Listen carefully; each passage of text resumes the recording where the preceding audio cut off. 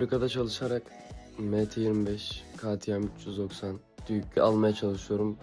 Gün 3-5 bilmiyorum. Evet arkadaşlar, bugün uyandık. Fabrikada CNC operatörüyüm. Bugün ne yapacağımızı, birazdan işe gideceğim. Saat şu anda 5. 6'da servis geliyor, 7'de işbaşı. Fabrikaya taşıdığımız için fakat 4 kişiyiz.